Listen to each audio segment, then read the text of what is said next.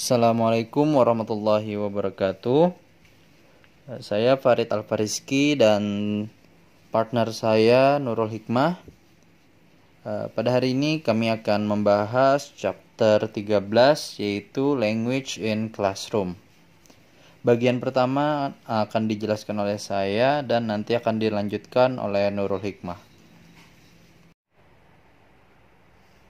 Talk atau classroom talk memiliki peran penting dalam pembelajaran. Di dalam pembelajaran, classroom talk itu merupakan salah satu hal yang paling utama, penunjang yang paling utama dalam pembelajaran. Barnes berasumsi bahwa bahasa merupakan hal yang paling utama dalam pembelajaran, karena siswa belajar menggunakan bahasa dari bagaimana cara guru menyampaikan kepada siswa, bagaimana siswa berkomunikasi pada guru.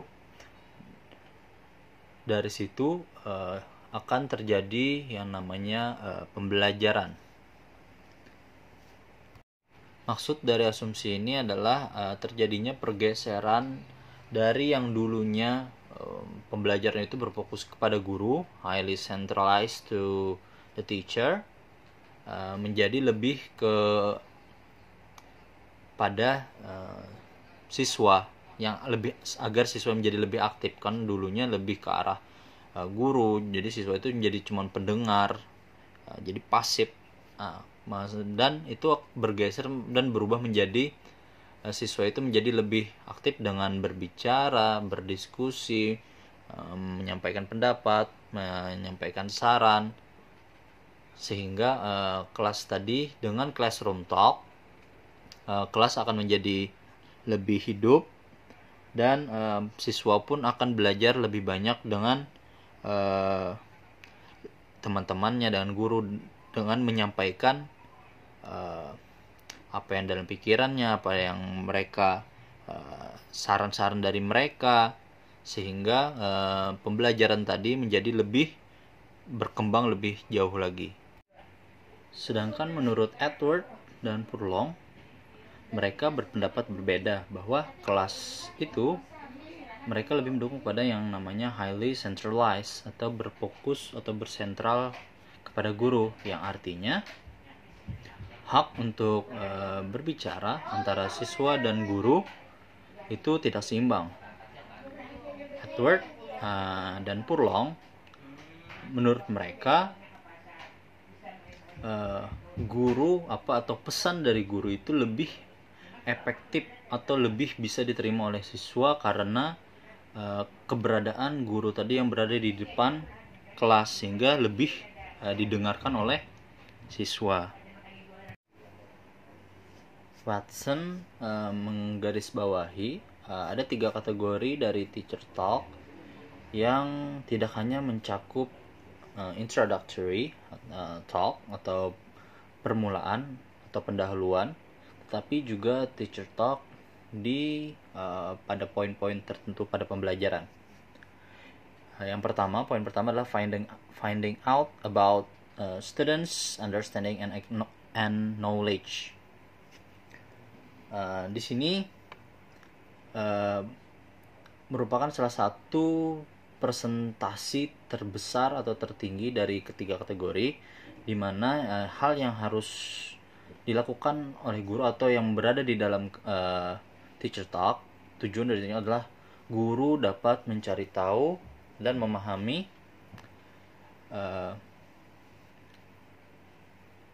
tentang pemahaman dan pengetahuan yang dimiliki oleh siswanya. Kemudian yang kedua adalah extending students' thinking.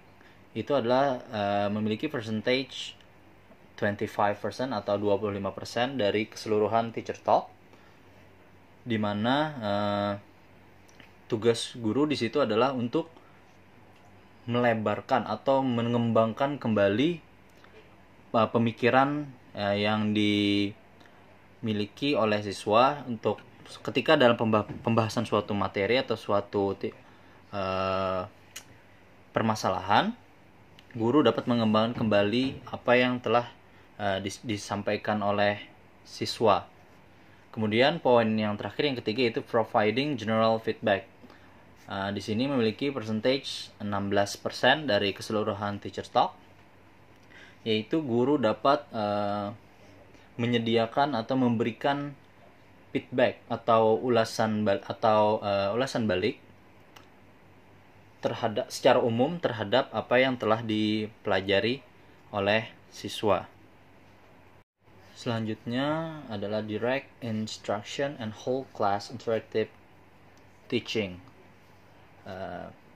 Whole class interactive teaching using direct instruction ini memiliki penekanan secara khusus atau berlandasan yang lebih menekan kepada eksposisi. Yang dimaksud eksposisi di sini adalah penjelasan secara singkat atau secara rinci dengan padat, jelas, dan dengan memastikan pertanyaan-pertanyaan yang akan disampaikan kepada siswa atau yang ingin siswa tanyakan itu dapat dipahami oleh siswa secara menyeluruh. Beberapa elemen yang ada di direct instruction and whole class interactive teaching itu harus jelas, terukur, dan terstruktur secara bagus. Kemudian menggunakan digunakan dengan waktu yang tepat, efektif, timing, dan didemonstrasikan dengan secara bagus dengan disusun dengan model particular skill dengan prosedurnya bagaimana. Kemudian ada effective, interactive, structure, questioning, and discussion dengan struktur yang interaktif ketika di dalam questioning dan discussion. Kemudian ada student demonstration, paired discussion work, interaction, dan individual atau group practice, dan summarizing atau terus merangkum, dan effective consolidation.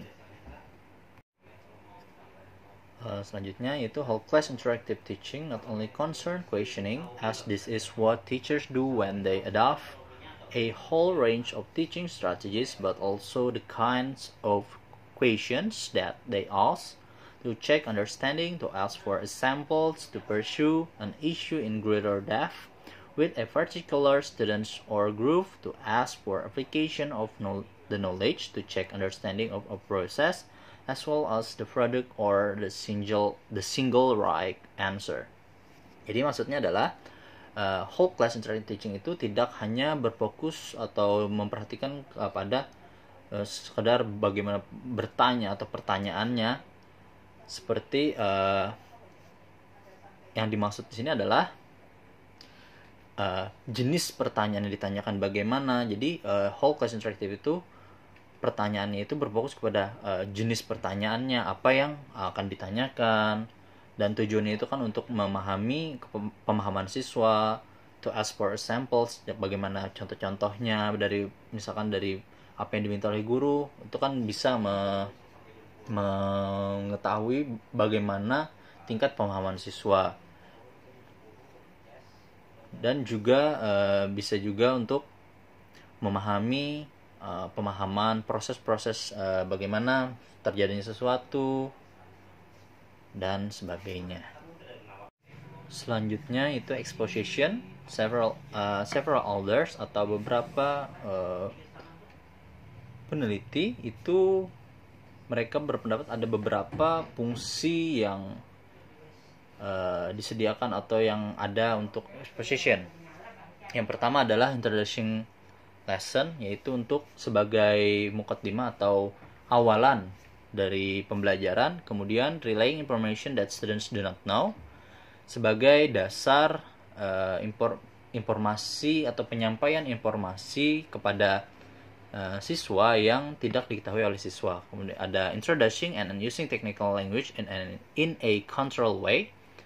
Itu adalah memperkenalkan dan menggunakan teknik-teknik bahasa yang disesuaikan dengan apa yang diajarkan pada saat itu. Jadi ditentukan oleh guru. Yang keempat yaitu relating to to and building upon existing knowledge or understanding. Jadi ini adalah dengan mengembangkan kembali atau menghubungkan dari materi atau pemahaman pengetahuan yang telah dimiliki oleh siswa tadi dengan pengetahuan yang nanti akan diajarkan kembali. Jadi akan dihubungkan. Yang kelima yaitu reinforcement and alternative representation, yaitu adalah penguatan terhadap apa yang telah yang diketahui oleh siswa, dan bisa juga sebagai pengetahuan alternatif atau penjelasan yang lain dari yang telah itu maksud dari yang lainnya. Yang kemudian yang selanjutnya itu clarifying a sequence of cognitive or practical step appropriate of learner. Jadi menentukan cara-cara yang sesuai atau apa yang nanti akan dilaksanakan pada pembelajaran itu yang harus dilakukan oleh siswa. Ada consolidation, kemudian defining the nature of an activity, informing, describing, explanation, decision. Ya, itu adalah menjelaskan dan menyampaikan apa sesi dan apa saja yang nanti akan dilakukan selama pembelajaran. Kemudian setting appropriate expectation, apa yang nanti menjadi tujuan atau appropriate expectation dari apa yang akan diajarkan nantinya. Jadi settingnya itu adalah menjadi apa yang jadi fondasi ekspektasi dari apa yang diajarkan itu nanti apa yang akan didapatkan.